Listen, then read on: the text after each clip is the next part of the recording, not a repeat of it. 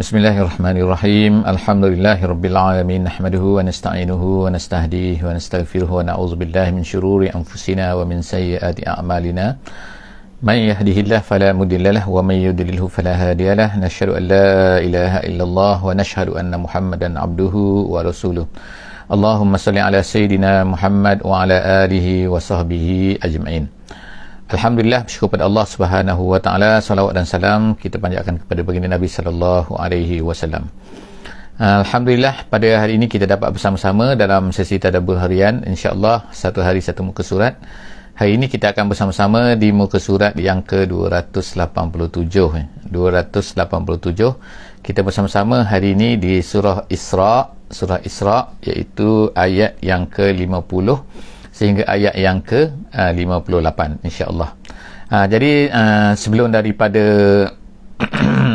kita teruskan lebih panjang lagi sesi ini, saya harap kepada sesiapa yang bersama dengan kita pada pagi ini untuk dapat memberikan feedback, respon terhadap suara dan juga gambar insya-Allah. Moga-moga Allah Subhanahu wa taala akan mudahkan kita dengan sesi kita pada hari ini. Alhamdulillah, terima kasih banyak-banyak insya-Allah. Jadi hari ini diharap juga kepada semua dapat membuka mushaf kepada semua yang berada bersama dengan kita pada pagi ini untuk dapat manfaat yang terbaik insya-Allah daripada tadabbur kita di muka surat 287 insya-Allah. Na'udzubillahi minasyaitonirrajim. Bismillahirrahmanirrahim. Qul kunu hijaratan aw hadida. Kul kunu hijaratan aw hadida aw khalqan mimma yakburu fi sudurikum fasayaquluna man yu'iduna kulillazi fatarakum awwala marrah fasayunghiduna ilayka ru'usahum wa yaqulun matahu kul asa an yakuna qariba. Sadaqallahul azim. Alhamdulillah, ayat yang kita bacakan tadi sambungan daripada apa yang telah kita bacakan sebelum daripada ni, iaitu sebelum daripada ni orang-orang kafir ni, orang-orang yang tidak mahu beriman, orang-orang yang menjadi mad'u kepada baginda Nabi sallallahu alaihi wasallam. Nabi sallallahu alaihi wasallam berada di Mekah selama 13 tahun untuk berdakwah kepada orang-orang Mekah. Tetapi apa yang selalu dibangkitkan, kebanyakan daripada mereka adalah menolak ajaran Nabi sallallahu alaihi wasallam, menolak ajakan Nabi kepada Islam. Bahkan mereka mempermain-mainkan. Bahkan mereka menolak, di antara perkara yang mereka tolak ialah mereka merasai bahawa apa yang akan berlaku kepada mereka, iaitu selepas daripada mereka ni dah mati, dah jadi tulang, disebutkan izaman warufata, mereka dah jadi tanah dah. Bagaimana Allah Ta'ala nak bangkitkan balik ni, mereka kata. Jadi Allah Subhanahu Wa Ta'ala dalam ayat 50 pada hari ni akan kita tengok ni, Allah Subhanahu Wa Ta'ala sebutkan bahawa Allah Ta'ala dengan nadanya, kalau kita baca dengan nadanya iaitu sangat marah kepada mereka ni. Jadi sebab itulah Allah Subhanahu Wa Ta'ala sebutkan dalam ayat 50 ni, Allah Ta'ala kata, kul, katakan wahai Muhammad kepada mereka ni, kunu hijaratan aw hadida. Kamu jadilah kunu, jadilah kamu hijaratan, batu, aw hadida, ataupun besi. Batu iaitu apa yang mereka buat rumah, mereka gunakan, mereka buat berhala dan sebagainya, ataupun hadida, alat-alat yang mereka gunakan, alat-alat besi yang mereka gunakan, sama ada pedang dan sebagainya. Jadi Allah Subhanahu Wa Taala katakan, kamu jadilah besi, kamu jadilah batu tu. Kamu ingat Allah Subhanahu Wa Taala tak boleh hidupkan kamu balik. Kamu nak jadi apa pun, bentuk macam mana pun, Allah Ta'ala boleh hidupkan. Sebab kalau kita kata, manusia ni macam mana Allah Ta'ala nak hidupkan, tengok kan, dah kulit kan, tak boleh nak renewable kata-kata kan. Tak boleh diperbaharui kan, tak boleh digunakan balik. Kalau besi mereka kata boleh gunakan balik, kalau batu mereka gunakan. Tapi badan manusia macam mana Allah Ta'ala boleh nak hidupkan balik? Jadi Allah SWT kata, kamu jadilah apa-apa saja pun, nak jadi hijarah ke, nak jadi hadidan ke, ataupun Allah Ta'ala kata au khalqan mimma yakburu fi sudurikum, ataupun apa saja bentuk yang yakburu, yang kamu rasa besar, yang kamu rasa susah, Allah SWT nak hidupkan balik. Kalau kita katakan pada hari ini, mungkin kita katakan ada macam-macam lah, sebab tu Allah Ta'ala sebut sini kan, Masya Allah kan, macam-macam hari ini kan manusia ada kan, ada ni, ada logam ni, ada alloy lah, ada macam-macam kan. Maknanya kamu fikir saja, kamu ingat Allah Ta'ala tak boleh nak hidupkan kamu balik. Jadi Allah Ta'ala kata fasayaquluna man yu'iduna, nanti mereka akan katalah, siapa yang akan mengembalikan kita?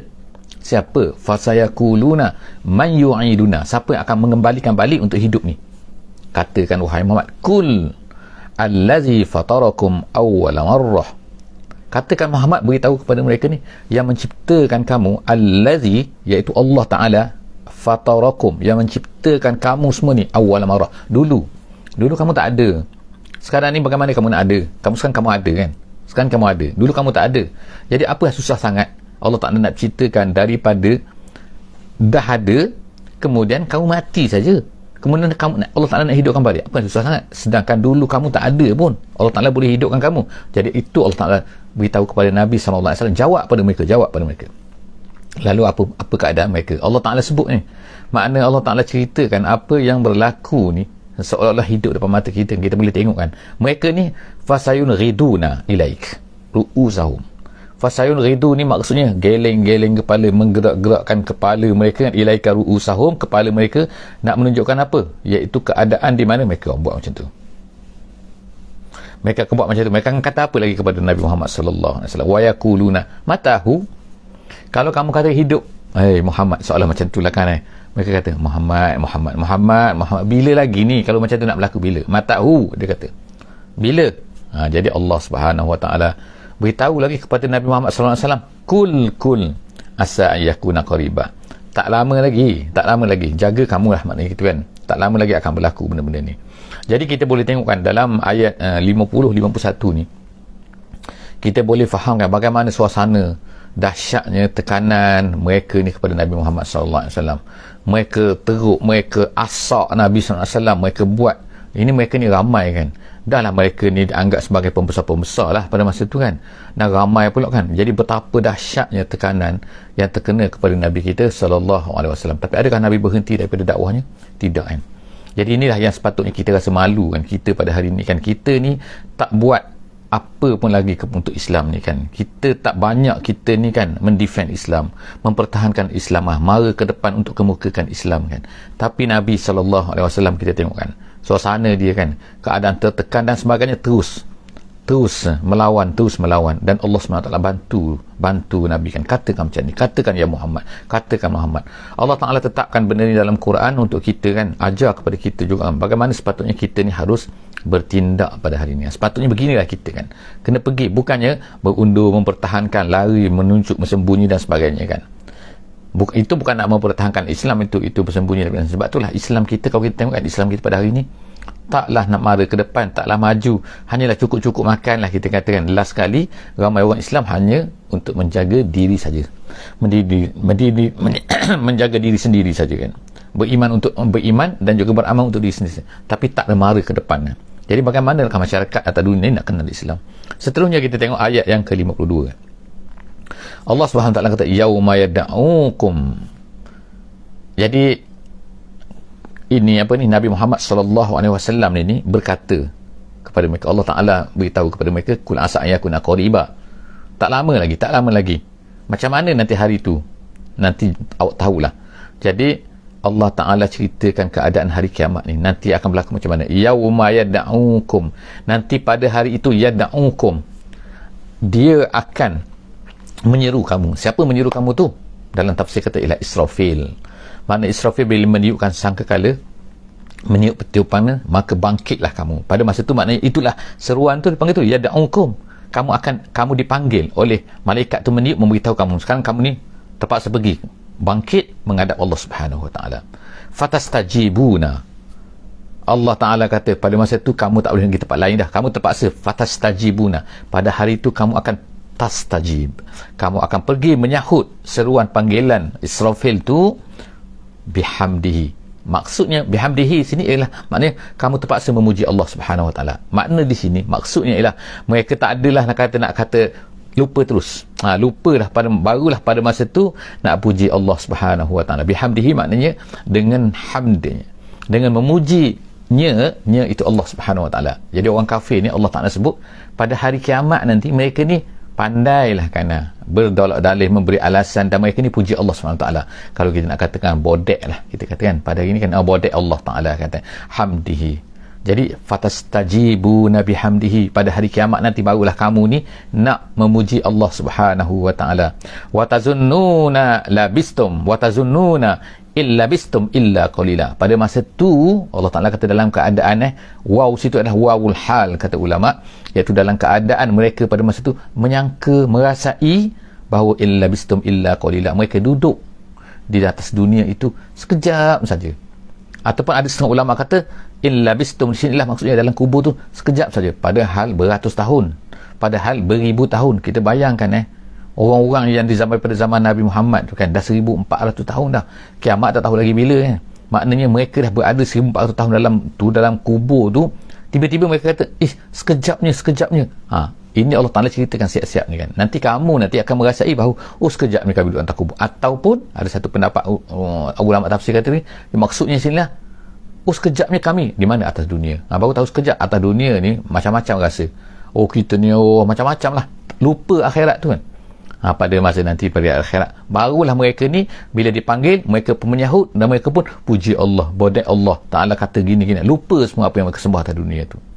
Jadi seterusnya ayat 53 kita tengok Allah SWT kata oleh kerana tu maka dan Muhammad, wahai Muhammad wakul, katakan wahai Muhammad. Sekarang ni ayat 53 ni ialah dia nak menceritakan tentang, iaitu ada dikatakan oleh sebahagian ahli tafsir bahawa ada setengah daripada kalangan umat Islam ni, orang Islam pada masa tu, iaitu di Mekah ni kan, mereka ni tak tahan sangat dah kena seksa, dah kena aniaya, dah kena pukul, dah kena apa kan, ramai di kalangan sahabat macam tu kan. Jadi mereka ni dalam keadaan macam tu, mereka ni ada rasa nak lawan balik, nak berperang kata kan, nak lawan dengan orang kafir tu. Nabi SAW kata kepada mereka, lam u'mar, aku belum diizinkan lagi. Jadi kena bertahan, kena bersabar kan, walaupun apa kena pada masa tu kan. Jadi sebab itulah di sini Allah Subhanahu Taala turunkan, dikatakan dalam salah satu daripada ulama tafsir kata sebab turunnya ayat ni ialah perkara tersebut.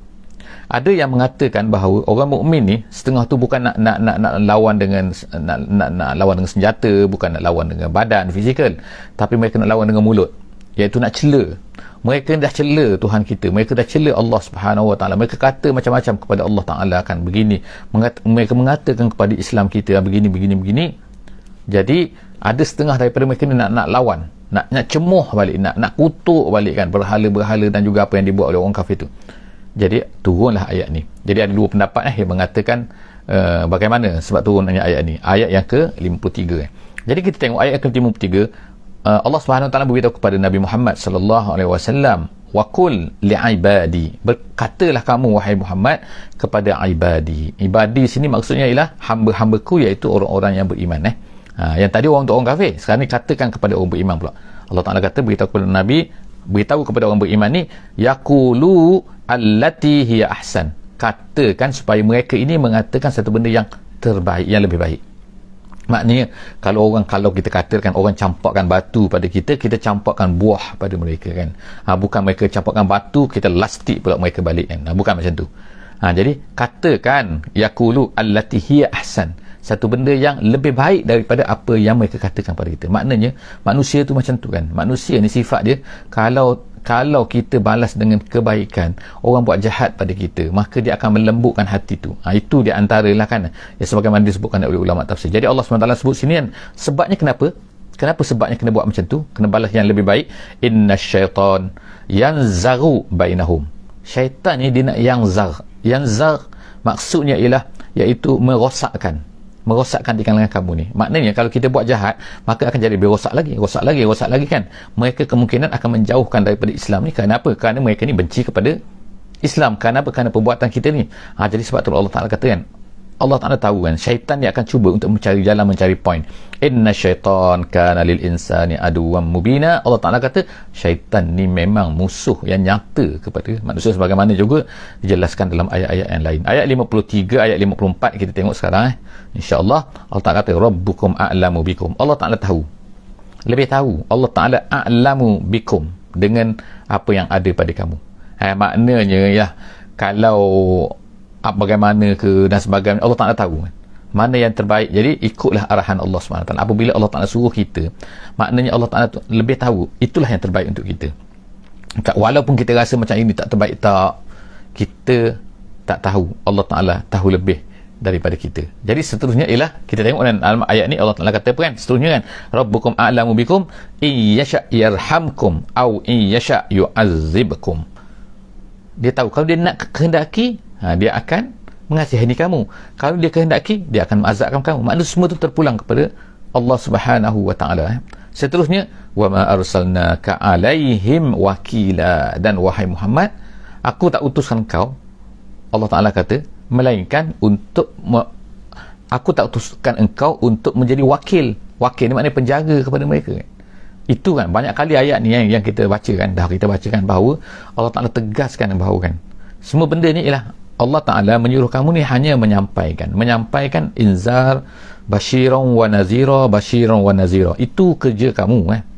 Jadi bukanlah maknanya kita ni kena penjaga, kenapa? Kalau mereka ni tak nak ikut Islam, kalau mereka ni tak nak terima Islam, adakah salah kita? Tak salah kita. Kalau kita dah melaksanakan tanggungjawab kita, iaitu kita menyampaikan Islam, kita jelaskan Islam, kita berusaha sebagaimana yang dibuat oleh Nabi kita sallallahu alaihi wasallam. Tapi kalau kita tak berusaha, maka itu akan menjadi kesalahan pada kita, kerana kita belum laksanakan apa yang telah Allah Ta'ala wajibkan kepada kita.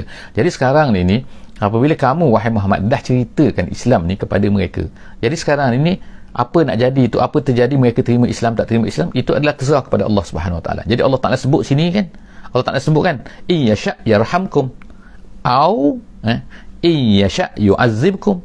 Kalau dia nak seksa, itu terpulang pada Allah Subhanahu Wa Ta'ala. Allah Ta'ala lebih tahu kan. Kita ni tak tahu kan. Kita walaupun kita cadangkan, kita suggest macam ni lah kan, kita kata kenapa Allah Ta'ala buat macam ni, kenapa no? Semua tu ada hikmahnya. Jadi Allah Ta'ala kata kerja kamu bukan tu, kerja kamu kan, bukan berfikir kenapa tak Islam kan. Kerja kamu ialah menyampaikan Islam tu kepada manusia. Waalaikumsalam warahmatullahi wabarakatuh.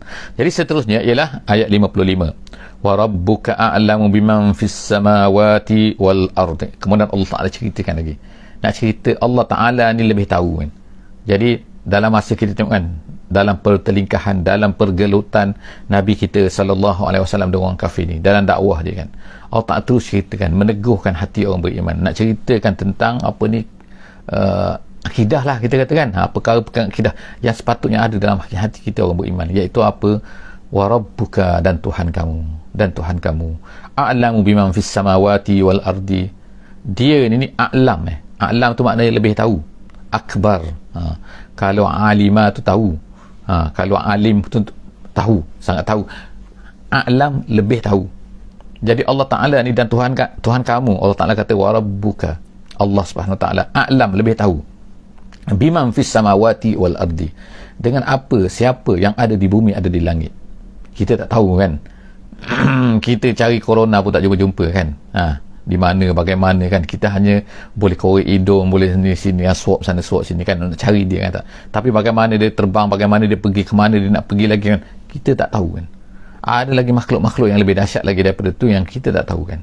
Allah Ta'ala saja yang tahu kan. Jadi makna sini Allah Ta'ala sebutkan wa rabbuka a'lamu biman fis samawati wal ardi. Allah Ta'ala lebih tahu siapa yang ada di bumi, siapa yang ada di langit ni. Di langit yang dah atas kan, kita tak tahu berapa jaraknya lagi kan, dah berapa juta bilion tahun cahaya, kita wallahu a'lam bissawab. Dalam bumi pun kita tak tahu bagaimana, apa makhluk-makhluk yang ada. Walaqad faddalna ba'dan nabiyyin ala ba'din. Dan seterusnya Allah Ta'ala kata, seterusnya ialah itu satu part Allah Ta'ala tahu, dan kemudian Allah Ta'ala sebut lagi, iaitu walaqad faddalna ba'dan nabiyyin ala ba'din. Allah Ta'ala ceritakan pula sekarang ni tentang nabi-nabi. Sebab ini ialah kerana di antaranya disebutkan oleh ulama, kerana orang Yahudi ni percaya kepada nabi-nabi terdahulu. Tapi bagi mereka ialah nabi yang paling ni ialah Nabi Musa, mereka katakan. Kemudian adalah nabi-nabi Bani Israel. Mereka tak terima Muhammad ni. Kemudian Allah SWT ceritakan kepada kita kan, kita ni bagaimana pula kita. Jadi Allah SWT sebut sini, walaqad faddalna, kami yang lebihkan. Siapakah Rasul yang paling lebih? Daripada Nabi Adam AS kepada Nabi Muhammad SAW, siapa yang paling hebat? Siapa Kita kena serah kepada Allah, bukan kita yang kena pandai-pandai kan. Kita tengoklah dalam Quran, mungkin kita kata cerita Nabi Musa ni banyak, cerita Nabi Ibrahim ni banyak, tapi setengah-setengah Nabi tu sikit saja diceritakan oleh Allah Subhanahu Wa Taala. Nabi Ayub hanya kesabarannya. Kemudian Allah Taala ceritakan Nabi Ilyas, kemudian Nabi Zakaria sedikit saja dengan Maryam.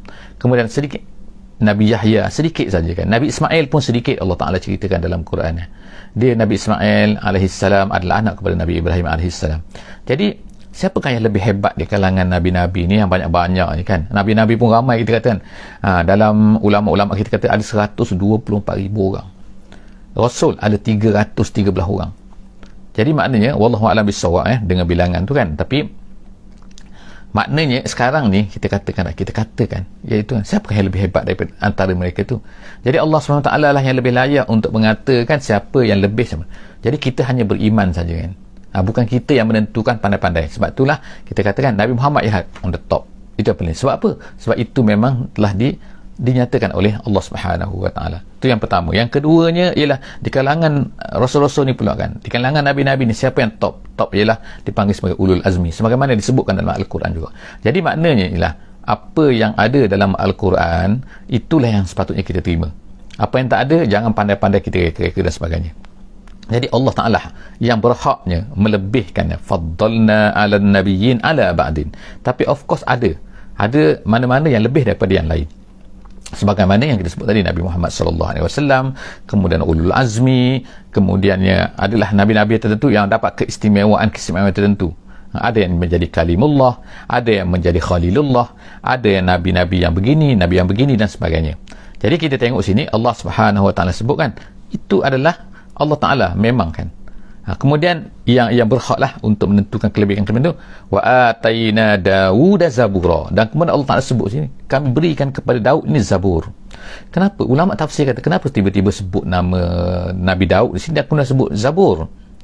Kerana setengah ulama menyebutkan, ulama tafsir menyebutkan begini, dia kata kerana Bani Israel ni, orang-orang Yahudi ni, mereka ni menolak kitab-kitab yang lain selepas daripada Nabi Musa. Mereka kata selepas daripada Nabi Musa, selepas daripada Taurat, tak ada lagi Nabi-Nabi yang dapat kitab ni. Jadi Allah Ta'ala ulangkan bahawa sebenarnya Allah Ta'ala dah berikan kepada Nabi Daud tu Zabur. Ada satu kitab yang bernama Zabur. Jadi dalam iman kita kan, iman kepada kitab-kitab, kita ada kan, kitab ada 4, iaitu kitab Taurat, kitab Injil, kitab Zabur dan juga Al-Quran. Jadi Zabur tu memang disebut ni, Allah Ta'ala sebutkan wa ataina Dawuda zabura. Apa yang terkandung dalam tu apa itu adalah pembahasan yang dibincangkan oleh ulama-ulama tempat lain dah kan. Kemudian seterusnya, qul id'ul ladzina za'amtum min dunihi fala yamlikuna kashfad durri ankum wala tahwila.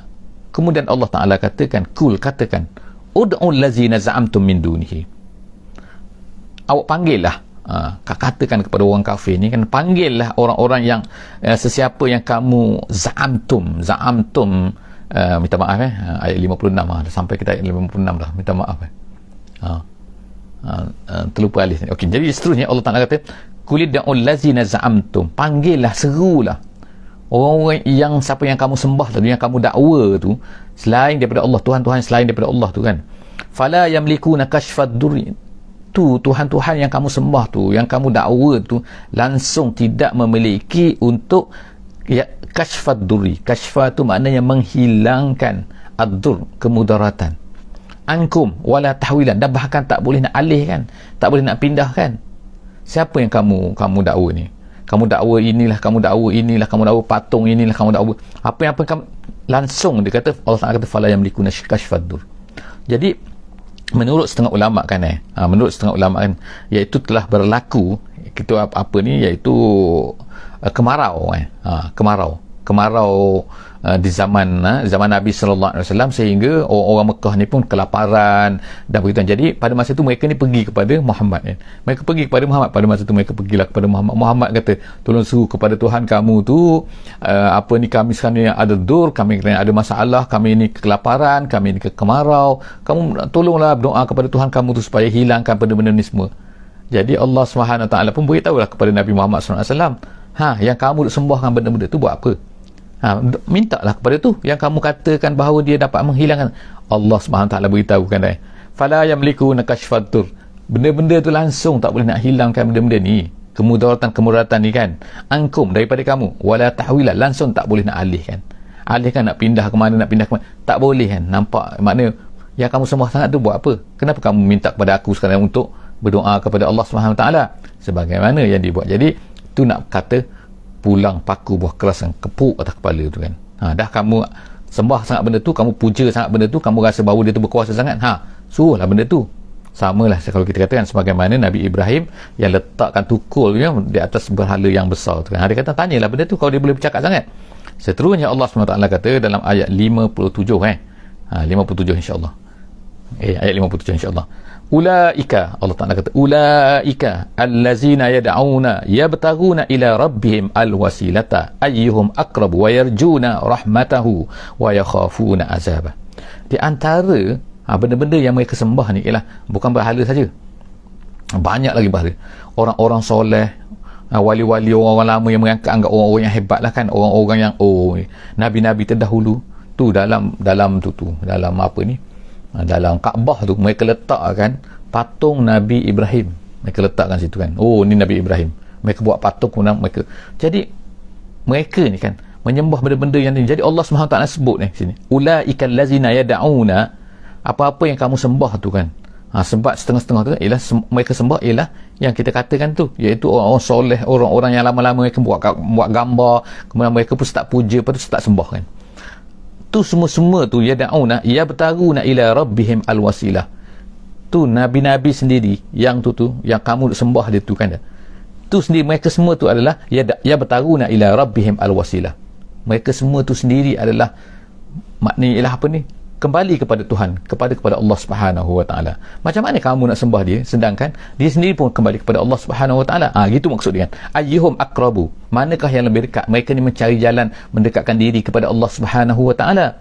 Kemudian wa yarjuna rahmatahu, mereka sendiri pun adalah mengharapkan pahala rahmat daripada Allah Subhanahu Wa Taala. Wa yakhafuna azabahu, dan dia pun takut kepada azab Allah Subhanahu Wa Taala. Jadi yang kamu ni takut pada azab Allah, tak mengharapkan kepada Allah, tak berabdikan diri kepada Allah, apa hal kamu ni abdikan diri kepada benda-benda, sedang benda-benda ni sendiri pun Allah Ta'ala kata dia mengharapkan pahala daripada Allah Subhanahu Wa Ta'ala.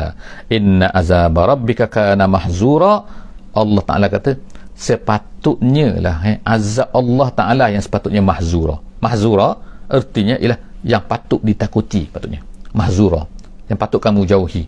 Bukannya benda-benda tu sendiri tak mampu untuk menghidup, memati, menghilangkan kemudaratan dan sebagainya. Mereka sendiri pun benda tu adalah mengharapkan kepada Allah Subhanahu Wa Taala. Jadi bagaimana kamu sembah dia? Itu maknanya kita kata kepuk mereka lagi kan, ketuk atas kepala mereka supaya mereka ni berfikir sikit kan. Ayat 58 kita tengok ayat yang terakhir, ayat 58 dalam muka surat 287 kita pada hari ini. Allah Subhanahu Wa Taala kata wa in min qaryatin, dan wa in min qaryatin, dan tidak adalah mana-mana kampung. Tidak ada wa in situ maknanya ialah tidak ada, dan tidak adalah min qaryatin, daripada mana-mana kampung. Kampung situ bukan makna kampung tu, tapi orang dalam kampung tu. Setengah ulama kata sini maksud kampung ni ialah general, tidak adalah mana-mana kampung saja. Tapi setengah ulama kata yang lebih kuat lagi, pendapat yang lebih kuat lagi mengatakan maksud kampung sini kampung di mana, satu tempat di mana, satu bandar di mana, satu negeri di mana orang-orang di situ zalim, melakukan kezaliman, melakukan maksiat dan sebagainya. Maksud yang mengaksudkan kampung sini iaitu penduduk-penduduk di negeri, satu negeri yang mana mereka ini tidak mematuhi perintah Allah Subhanahu Wa Taala. Jadi Allah Taala sebut sini, dan tidak adalah mana-mana negeri, mana-mana penduduk negeri illa nahnu muhlikuha, melainkan kami akan menghancurkannya. Jadi kalau ikut mana kan, berdasarkan kepada ayat lain, pendapat yang kita kata ialah kampung di sini, negeri sini ialah, iaitu yang lebihnya ialah negeri yang diduduki oleh orang yang zalim, orang-orang yang seperti Fir'aunnya, seperti Adnya, seperti Samudnya dan sebagainya.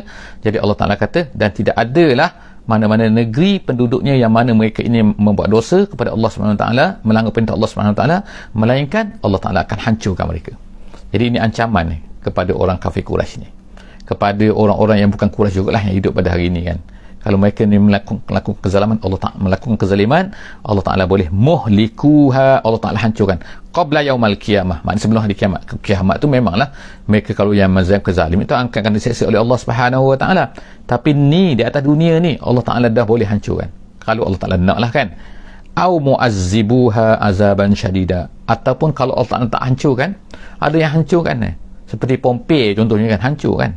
Ini tak ada dalam Quran, tapi maknanya di Italy itu kan, Pompei hancur dengan gunung berapi. Macam-macam lagi bentuk yang Allah Ta'ala boleh buat kan. Ataupun kalau tak pun Allah Ta'ala akan hantar pada mu'azzibuha azaban syadida, mengazabkan. Kalaulah kita katakan azab ni macam-macam bentuk kan, boleh hantar kuman ke, boleh hantar virus ke, boleh hantar, Allah Ta'ala boleh buat kan dengan mengazab kan, mengirimkan satu benda yang menyakitkan orang negeri tu kalau mereka ni zalim, kalau mereka ni langgar perintah Allah SWT. Kana zalika fil kitabi mastura, perkara ini telah tercatat di dalam Al-Quran, iaitu setelah menjadi satu ketetapan bagi Allah Subhanahu Wa Ta'ala, iaitu kalau mereka buat macam ni Allah Ta'ala akan balas, sama ada mereka ni sebelum hari kiamat ataupun hancurkan sebelum hari kiamat, ataupun Allah Ta'ala seksa mereka di atas dunia ni, ataupun yang pasti di akhirat tu mereka akan tapi di atas dunia ni. Jadi Allah Ta'ala beri amaran kepada orang Quraisy ni kan, kalau kamu ni berterusan macam tu Allah Ta'ala boleh hancurkan kamu. Setakat itulah saja insyaAllah untuk hari ini. Kita akan bersama-sama lagi insyaAllah di muka surat 288, insyaAllah 288. Jadi insyaAllah setiap hari jangan lupa insyaAllah pukul 6.30 insyaAllah kita akan cuba insyaAllah di bulan Ramadan Al-Mubarak nanti kita akan berterusanlah dengan sesi kita ni seperti biasa insyaAllah insyaAllah pukul 6.30 insyaAllah, masih pukul 6.30 sehingga pukul 6.59 ataupun pukul 7, lebih kurang terlebih sikit 30 minit, 31 minit, 32 minit. Minta maaf banyak-banyak Aku qouli hadza wa astaghfirullahalazim li wa lakum. Jangan lupa insya-Allah untuk share link, kongsi kepada kawan-kawan semua hantar kepada kawan-kawan semua link kita ni. Insya-Allah moga-moga kita akan mendapat pahala sedikit menyebarkan ilmu ini walaupun dengan hanya menekan di keyboard insya-Allah. Wallahu a'lam bissawab. Wassalamualaikum warahmatullahi wabarakatuh. Bismillahirrahmanirrahim. Wal asri innal insana lafi khusr illa allazina amanu wa amilus solihat wa tawasaw bil haqqi wa tawasaw bis sabr.